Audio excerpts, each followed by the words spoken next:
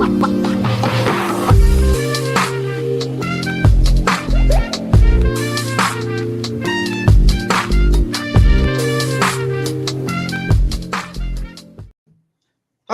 welcome to Book Talk. At Book Talk, we get to have an author come and tell us about his book or her book. And today is no exception. And today we have a very interesting guest. Do you know the story about Colonel Gaddafi? Now we are going to hear an inside story about him. Now, the author of the book is known as Daad Sharab. I hope I got it right. Yes, yes. Okay. And the book is known as The Colonel and I. There is the book. The Yeah, Colonel and I, My Life yes. with Gaddafi. Yeah, my life with Gaddafi. And we are very interested to hear what is it about this book. Please, Dad, can you tell us a little about yourself, before we go into the book to find out what is in there?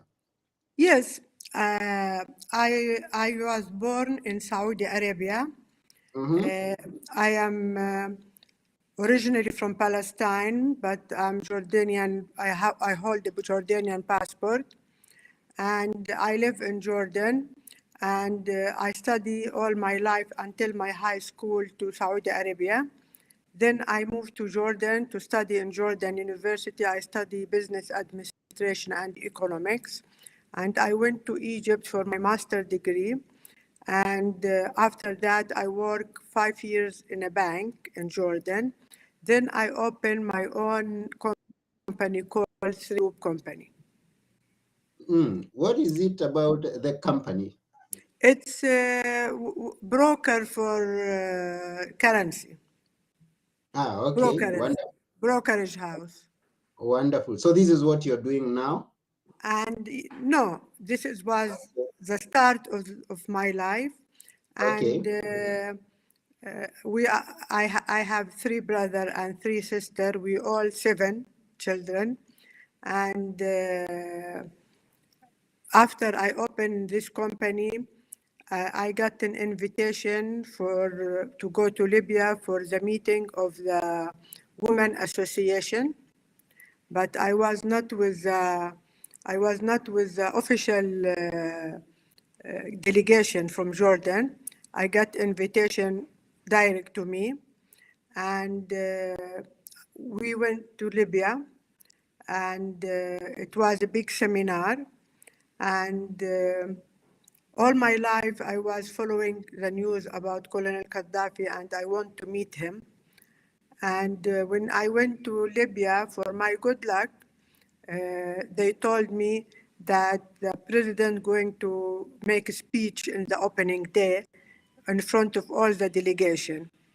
So we went all there. They moved us from Tripoli to Benghazi. I have to mention here, my father was not agree for me or was not happy for me to go to Libya because that time, 30 years ago, the Mm-hmm. reputation of Libya was very bad.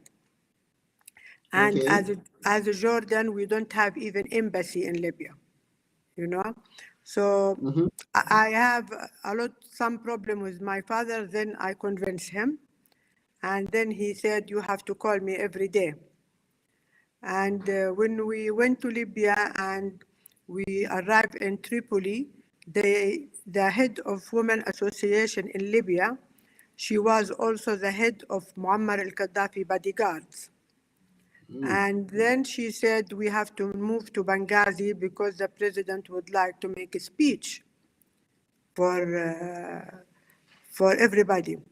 So Mm-hmm. we went there, and he made a speech for 3 hours. He was talking about women's right, and everybody have to defend his right. And he asked us when we go back to our country to fight for our right. He said, why we don't have in Middle East minister defense woman or prime minister woman? They only give them education or social ministry. Mm-hmm. or health ministry. So he was talking about this 3 hours. Then they open for anybody to ask him question. So a lot of people ask him question, but most of them was the head of official delegation.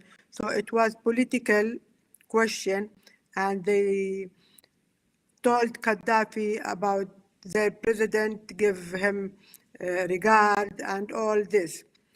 And then I raised my hand to ask him question.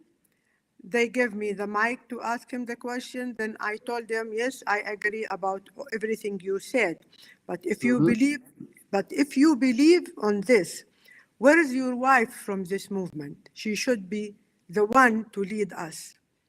Then Mm-hmm. he was shocked from the question, and because we were on air for the Libyan TV, then he asked me, what is your name? I told him. Then he said, what's your nationality? I said, Jordanian. He said, Jordanian Palestinian or Jordanian Jordanian? I said, Jordanian Palestinian. He said, Mm-hmm. look, my wife, it's a real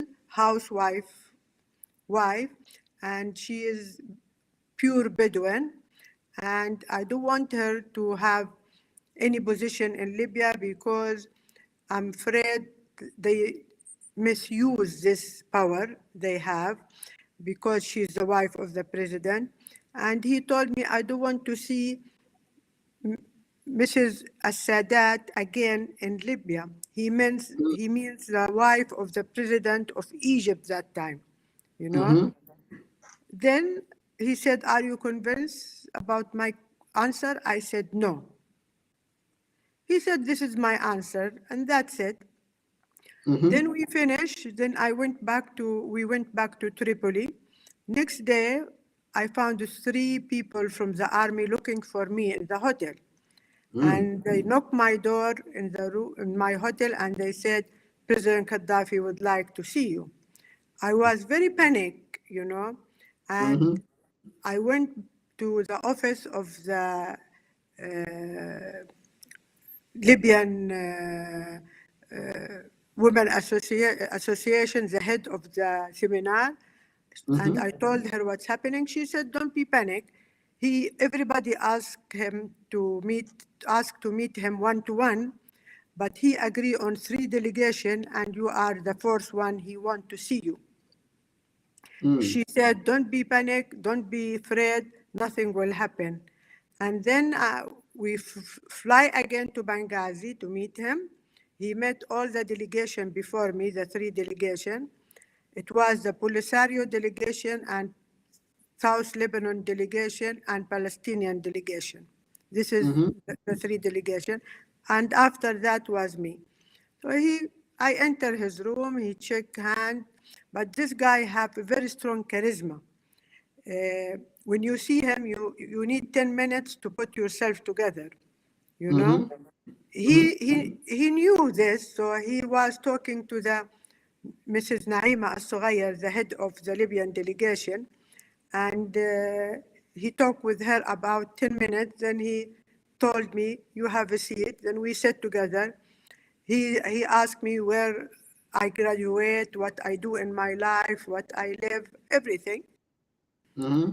Who my father, who's my family.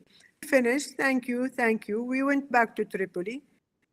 Next day, again, military people come to the hotel, ask me to go to the office of Gaddafi in Tripoli to meet his office manager. His office manager named Mr. Ahmed Ramadan. I Mm-hmm. went there, so he said, President would like you to be advisor for Libyan Arab Foreign Investment Office, where that time worth $84 billion. Mm. And he told me, go to the chairman and meet him, and you will be advisor for him. I Mm. went there, I met the chairman, his name Mr. Al-Hawaj, and we signed an agreement, and they appoint me as an advisor. After that, Gaddafi met me again, and he said, this is the umbrella, Libyan Arab Foreign Investment Office, but you will be, most of the time, my advisor. And this is where my story starts with him. Oh, Then I worked for him 22 years. 22 years you worked for him. Yes. Whoa, that's quite a position. I mean, being a personal advisor to one of the most powerful figures back then. I mean, we used to. I come from Kenya, and we used to hear about Gaddafi every single day. I mean, and Yes. it's all over the world that he was known. And you were close to him, advising him, and yeah, we are interested to know much more of how it progressed and the experiences, some of the experiences you had with him. I worked with him 22 years. In the Mm-hmm. beginning, I was economic advisor. Yeah. He gave me the files of the investment of Libya outside Libya to study. And step by step, he started sending me to meet some president in Europe and to solve some issue for him. And the first mission was to meet the prisoner, the Libyan prisoner in England, where they were there to kill some people. Libyan people were against Gaddafi. Mm-hmm. This was the first mission. And one of the interested mission to visit the guy who is in the president of England in London, Mr. Al-Migrahi, the one who was accused to be the bomber of Lockerbie. Mm. And one of the mission to go and meet Hillary Clinton. And one of the mission to solve the issue between him and President Putin in Russia regarding some debt between them, $7 billion, Mm-hmm. you know. And a lot of political mission, and one of the mission was also to solve the problem between him and President Chirac regarding Lockerbie also. Mm-hmm. So all the mission he gave me, I succeed to do it, and he was very happy. Then I became in the first circle of Gaddafi, Oh. you know. And that doesn't mean you good news, Mm-hmm. because the intelligence office and a lot of enemy come against me in Libya, because I'm not Libyan. I'm very close to the president, and the intelligence office of Libya was watching me 24 hours when I am in Libya, where I travel everywhere, you Mm-hmm. know. And one day I met the head of, I know the head of intelligence office of Libya. Then I met him. He said, I don't hate you personally. My job to protect the president, my job to make sure he's in the safe hand. You are with the first circle of Mr. Muammar Gaddafi. You know a lot of his secret. You meet him more than me, you know, Mm-hmm. and you are for us like a nuclear weapon. We don't know when you will be explode. This is why we watch you very closely. So nothing against you personally. This is my job, he told me, you Mm-hmm. know. And if you read my book, you will. I know everybody knows Gaddafi as president of Libya, as the leader of Africa. His dream was to put Africa together, and he succeeded to make the African Union, you know.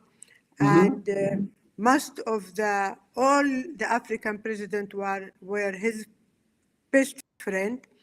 Uh, Actually, he sleep and wake up talking about Africa, you Mm-hmm. know. Yeah.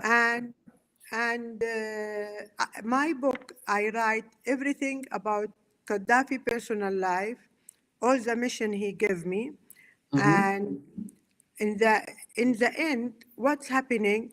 He put me in home arrest for 2 years, and this 2 years was the problem for revolution in Libya, and then NATO was bombing Libya, you know, and I was under arrest when this happened in Libya, and he put me in a villa, including his compound. So all the bombing was near to me. Mm-hmm.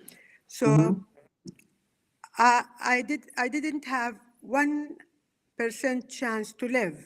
This is how I was thinking, because Villa is closed. I have nowhere to run. Libya upside down, NATO bombing Libya every day. I Mm-hmm. cannot sleep at night because they start bombing at night. My family in Jordan knows nothing about me. For 2 years, they don't know if I'm alive or I'm dead. I'm dead. So Mm-hmm. everything I write in the book, and I write the personal life of Gaddafi because everybody knows Gaddafi as a politician, Yeah. as a president of Libya. Nobody knows the other side of Gaddafi. So my book, I'm not saying bad or good things about Gaddafi. I'm saying, I'm telling my story, what's happening with me. I'm Mm-hmm. not judging him. I leave the reader to judge this president if he's good or bad. Yeah. So, and there is a lot of interesting story in the book, and a Mm-hmm. lot of people who start reading my book, they call me, they said, we cannot stop reading, we want to continue. And there is big chance that Netflix will make this book as a movie. Mm. I can just imagine how interesting it is with And all. Yeah. and the reason why I write this book, because I want to share my experience with everybody in the world, especially the woman. I want to tell every woman in the world that you can be a single mother, you can look after your children, and you can work, you can succeed, you can make it. Don't be scared. You should have guts, and God will help, and you can succeed even if you are a single mother. Don't be afraid if you stay without a man. Oh, that's a beautiful message to someone who is listening out there. Now, for those of you who are joining us right now, we are talking with Daad Sharab, who was a personal informer to Colonel Gaddafi of Libya. You know about his life and about it came how it came to end. Now, the book that she's written is The Colonel and I, that my life with Gaddafi. And so many stories are in there that will make you glued to the book to the final end. Now, maybe we will want to hear one or two interesting stories from the book. But before we go into that, when Gaddafi went, or when they took away Gaddafi, that's when I started hearing of the good side of Gaddafi coming from the people of Libya. And I came to know that in Libya, the people there do not know poverty as we know in the other parts of Africa. That someone goes through school without worrying about fees, someone gets a job and even gets married and is given some starting capital of his marriage. Are all these stories true? Yes, it's Hmm. true. The Libya, the health service is free of charge. Hmm. Education is free of charge. If you need an operation outside Libya, you go and the government pay in your behalf. Hmm. Uh,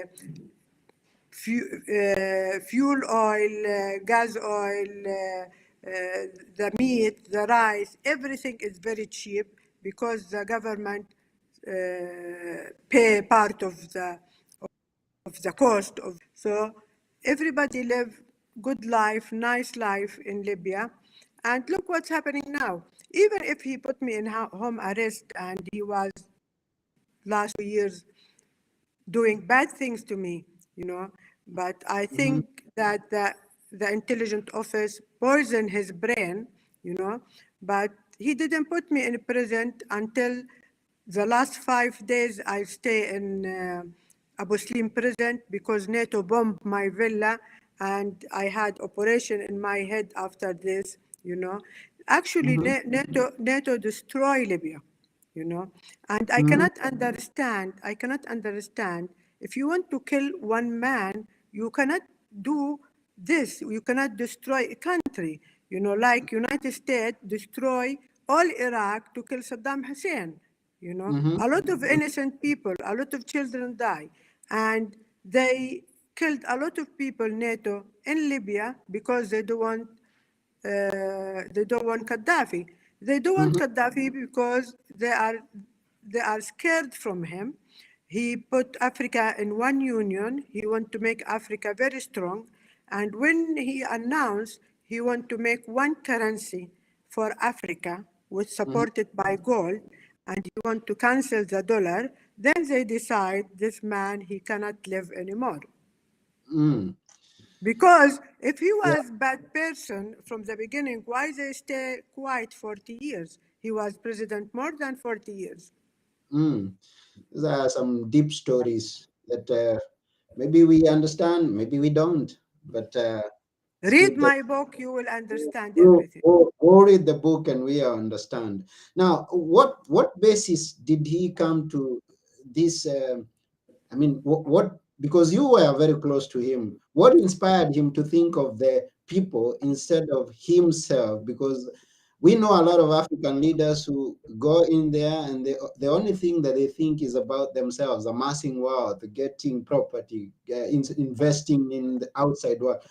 What really had inspired him to put his country in that state?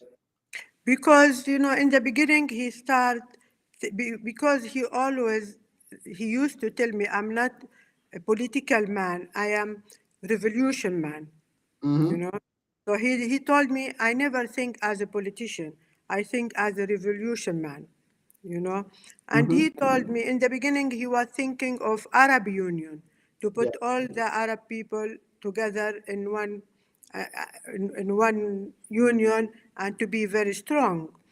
And in the end, he couldn't do it. He failed to do it. mm-hmm, And because some of Arab country has been controlled by United States, some of them controlled by UK, and they are not free to take a decision themselves. mm-hmm, And then he told me, I don't want to make an Arab Union anymore. I want to make African Union. You know, mm-hmm, he said to me, Africa is very rich area, and the French and the British and all the other nationality are controlling Africa, and they are stealing Africa. They are taking the gold with rubbish money. They are taking the oil with rubbish money. A lot of corruption in Africa. Africa is very rich, but the people are very poor. mm-hmm, you know he yeah, said he said, I will kick all the French and British company out of Africa, and I will support all the African president. I support the African people, and I will be the leader of Africa. mm-hmm, you know this was his dream. Unfortunately, he achieved half of his dream, then they didn't give him time to continue. mm. Now about his And he was very happy when Obama became president of mm, the United States, because originally he is from Africa, and I think his father or grandfather are Muslim, yeah, Obama. yes, So, and because he have dark skin, he loved him too much, and he loved Condoleezza Rice also. He mm, was very proud that Condoleezza Rice and Obama achieved this position. mm, beautiful. Now you mentioned about him being a Muslim, and initially you talked about your conversation with him was about a wife, but we all know that Muslims get married to many wives. How many wives did he have? No, he married first time one woman before he became a president, and he have one boy from Mhm. her. Then they divorced. Then he married another one. He have from her 7 children, and Okay. he never have a lot of wife. Uh, why? So he was not a woman's man, as we know. Other They people. know they make a lot of rumors that he is a big womanizer or things like this. For Mhm. sure, he have some relation. But I will ask a question. Give me one name of president doesn't have a girlfriend, including Clinton. Well, I don't know their their You know, details. he's a human being. You Hmm. know, he Hmm. can, and he's a president of one of the richest country in the world. If he's womanizer, he can bring every month one airplane from Italy full of models. He never Mm, did that. He never did that. He mm-hmm, never did that. But yes, he have some relation with some woman, and it's normal for a man. It's nothing abnormal. mm. And how many children do you say that he's in total? Seven, Seven of seven, them. Okay. So, and how are they? seven, Yeah. seven, and one. The eighth one, it's adopted. He adopted one girl. Okay. And how was his relation with his children? His relation with his children was not very good because he have no time to spend in his home, Yeah. and unfortunately, Mr. Abdullah Sanusi, which he was in the intelligence office, and he married the sister of Muammar wife, he was the one who responsible of raising these children because he can enter the house anytime he want. And unfortunately, they hide a lot of things about his children from the president because they don't want him to be upset. But when his children grow up, he used to put some of them in prison for a few months as a punishment. So Mm, he was very tough father. He doesn't want them to use the power as the son of the president and to abuse anybody. mm. Yeah, interesting.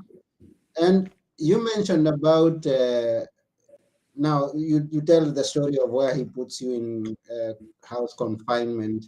And what was the main reason, if it escaped me, what was the main reason that he put you into prison? Unfortunately, I don't know.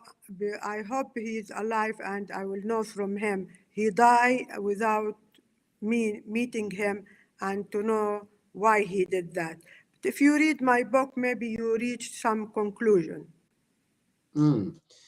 Yes, that is why we should go and get the book. All of You you, can find it in Amazon, the book. You can order it from Amazon. yes, you can go and order from Amazon. The book is called "The Corner and I: My Life with Gaddafi," written by Daad Sharab. Now we are going to put a link And it's to a true story. This is the true story coming out of Libya. the first true story coming out of Libya. Now, let us know, how did you come out of Libya? Because now you have a story that you came with from Libya. Things happened, and we all know the story of how he was killed. How did you get to come out of there? After they bombed my villa, the NATO, the security of Gaddafi moved me to Abu Slim prison, which they were sure that NATO will not hit the prison. So they told me you will be safe there. And when the revolution people control Tripoli and the fight start, between the revolution people and Gaddafi's people, one of the revolution people, he's the one who saved my life, take me out of the prison. And Mm-hmm. then another one took me from this guy house and drive me to Tunisia, to Jerba, and the private jet come from Saudi Arabia to pick me up to Jordan. So it was a miracle. Yani, if you read the book, how I get out of Libya in the middle of the war, it's. Did you see the movie In the Line of Fire? I have not personally seen it, but I believe It's that's similar to this movie. I okay. was under attack for 2 hours to reach the border of Tunisia, and the revolution people with me protect me, and fire start. They fire back, and it was a war until I reached the border. Mm. Now this is So why they should until Netflix. now, all my friends are revolution people because they know when I was working with Gaddafi, I never hurt anybody, I never make any problem to anybody. So they are my friend until now. Even the new government are my friend. So Libyan people, they know me very well and they saved my life. Oh, After God. and it's good that they saved you with the help of God, that you are here now to tell us the inside story. Now, you got out and you are moving on with your life. Tell us, did you have a family by the time you were there, or did you have a family after coming out of there? What do you mean? I mean, like get married, have children, or things like No, that. no. I told Never. you single mother. I was married Oh, and sorry. That. I was married and divorced. I Yeah. have I have a daughter now. She's 27 years old from a Saudi husband. I was married to Saudi husband, Hmm. and I was working with Gaddafi before divorce and after divorce. Oh, This is why I'm telling all the women you can be a single mother with the children and you can work and you can succeed in your life. wow. Thank you for reminding us that, because we are seeing an example from you. Now, we have a few people who have been watching us and have commented. Many are watching, but few have commented. And I believe many are going to comment to watch after we are through with the live session. I want to mention one. Andy Charles is saying, whoa, what a story! Fascinating. Thank you very much, Andy Charles, for being with us here. And we have God Save David. Oh, well done. Great job. Thank you very much, God Save. I appreciate your presence here. And all of us, we are very grateful that Daad Sharab is with us on this episode to tell us about this book. An interesting book, and we are definitely going to get it and read it and get the inside story of this wonderful uh, experience that you had. I'm very happy to meet you again after you read the book. If you have any question you want the reader to know the answer, I'm ready to meet you again. Yeah, wonderful. We are going to have you sometime in the future to get to have a link up of it. Now, on Book Talk, before our guest goes, I ask, but although you've given us some good advice so far, but I also ask someone to leave us with a few words that we should always remember, some good words of advice or things of that. My advice that everybody should have faith on God. Doesn't matter what his religion is. If you have faith in God, God always help you in the bad time. And if you are a good person, God will never leave you. Mm, thank you very much. We really appreciate those words, and You're welcome. we really You, appreciate you being on our episode.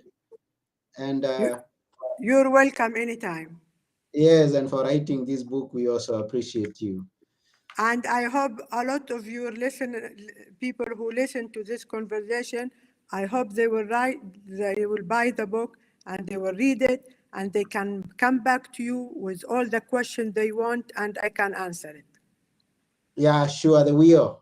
So, Yeah, who is listening, go and get the book. The link is going to be shared on the videos and on the podcast platforms that this voice is going to be shared on. We are there on Audible, Google Podcast, iTunes, all the podcast platforms that you know of. Go and search for Book Talk at Book Place, and you'll find this episode and past episodes and future episodes. Thank you very much, you're welcome. Thanks a lot. Thank you. and bye for now. Bye for now. Thank Yeah. you.